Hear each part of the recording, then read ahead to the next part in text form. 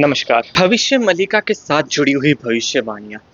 अब उनको लेकर मैंने आप लोगों को बहुत सी ऐसी-ऐसी चीज़ें बताई जो बहुत ही ज़्यादा ऐसे आश्चर्यचकित रही, जो लोगों को शायद ना पता हो।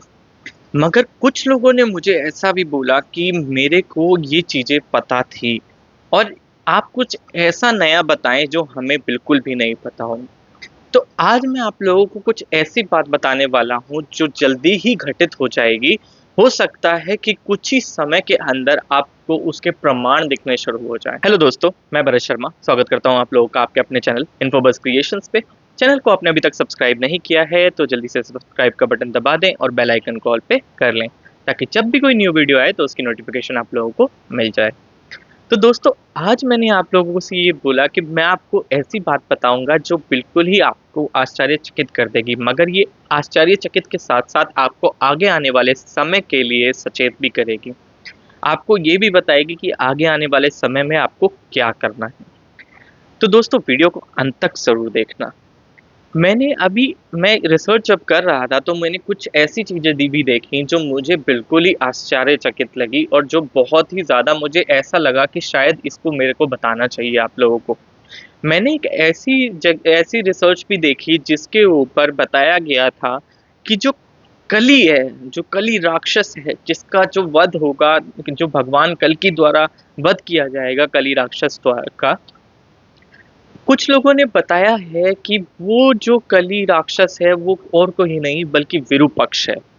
विरूपक्ष यानी कि भगवान शिव का कभी वो पहरेदार हुआ करता था और आज वो मतलब उसको कुछ मतलब सामाजिक रूप से उसको किसी तरीके से ज़मीन के अंदर गाड़ दिया गया था। अब जो विरूपक्ष है, विरूपक्ष का एक मंदिर भी है, उसकी जो मूर्ति अगर आप देखोगे तो माना जाता है कि वो मूर्ति धीरे-धीरे, धीरे-धीरे धरती से बाहर निकल रही है। तो कहने के लिए एक ये बात आई है कि विरूपक्ष ही कली है, मगर दोस्तों ऐसा बिल्कुल नहीं है। विरूपक्ष एक तरह का पक्ष है जो बहुत ही ज़्यादा अच्छा माना जाता है, जो भगवान शिव से साक्षात जुड़ा हुआ है। भगवान शिव से जुड़ा हुआ ये पक्ष जो अच्छा माना जाता है। विरूपक्ष जो भगवान शिव का ये पक्ष है वो बच्चों के लिए बहुत ही ज़्यादा लाभकारी भी होता है। तो आप कैसे विरूपक्ष को आप कली राक्षस से जोड़ सकते हैं? चलिए, अब एक चीज़ और भी थी कि विरूपक्ष के पता चलता है कि उसकी जो मतलब 3 आँखें थीं, जो भगवान शिव को दर्शाती है। मगर ये चीज़ आप लोगों ने कहीं और जुड़ते हुए भी देखी और वो थी कली राक्षस से, कि जो कली राक्षस होगा उसकी भी 3 आँखें होंगी। तो ऐसा नहीं है, कली जो राक्षस है वो आप लोगों के ही क्रोध, ईर्ष्या और आप लोगों के द्वेष, इन्हीं भावनाओं से कली राक्षस की उत्पत्ति होगी। और यही नहीं, कली राक्षस की उत्पत्ति हो चुकी है। इसकी बहुत सारी प्रमाण मिलते हैं, जो कली राक्षस है वो अभी आपको अपनी आँखों से दृश्य नहीं हो रहा है, मगर कुछ ही समय में आपको कली राक्षस दिखने भी लगेगा। क्योंकि जो कली राक्षस है उसने अपना खेल शुरू कर दिया है। आगे आने वाले कुछ ही समय के अंदर आपको एक बहुत बड़ी, जैसे कोविड-19 वाली जो महामारी फैली थी, वैसी ही एक महामारी देखने को मिल सकती है। कुछ ही समय के अंदर ये महामारी आप लोगों को देखने को मिलेगी और इस महामारी से बहुत ज़्यादा लोग ग्रस्त होने वाले हैं। अब जैसे आप लोगों ने देखा कि जो मैंने आप लोगों को बताया कि महामारी आने वाली है और उससे लोग ग्रस्त होने वाले हैं। कोविड-19 की जो वैक्सीन आई थी वो भी, उसमें भी आप लोगों को पता है बहुत समय लग गया था। मगर जो ये महामारी आएगी इसके अंदर आपको वैक्सीन भी नहीं मिल पाएगी और कोविड-19 से ज़्यादा खतरनाक ये महामारी होगी।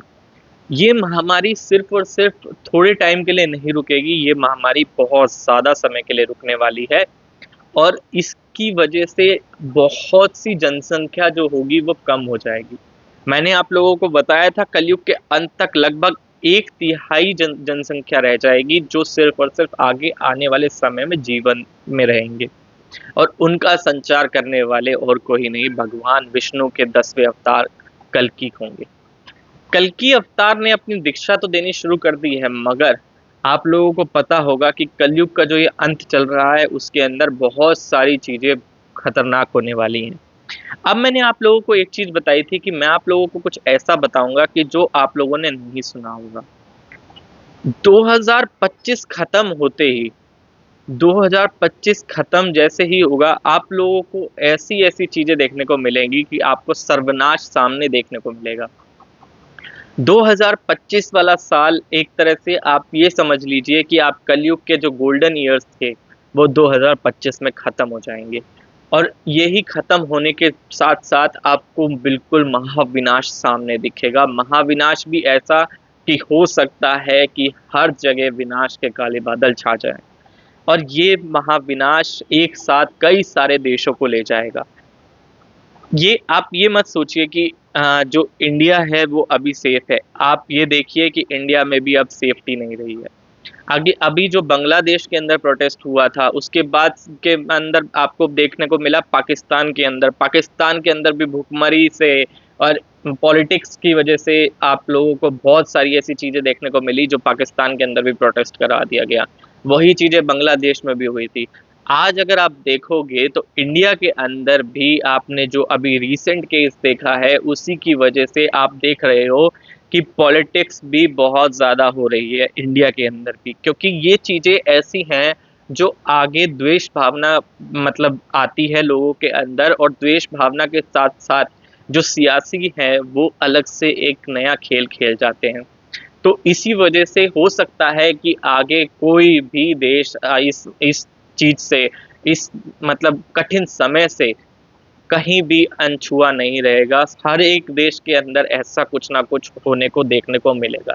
क्योंकि ये और कुछ नहीं, ये जो कली राक्षस है, जो ये आप लोगों को कलयुग चल रहा है, जो काल युग चल रहा है, इसका जो काल का भ्रमण है, ये हर जगह हो रहा है। और ये काल का भ्रमण जब तक रहेगा, इसका उद्धार करने के लिए सिर्फ़ और सिर्फ़ कल्कि अवतार आएँगे, और वही आके इस काल का नाश करेंगे, और कोई इसका नाश नहीं कर सकता। तो दोस्तों, आशा करता हूँ वीडियो आप लोगों को पसंद आएगा। वीडियो पसंद आया हो तो लाइक करें, शेयर करें अपने दोस्तों के साथ में। आज की वीडियो में इतना ही। धन्यवाद।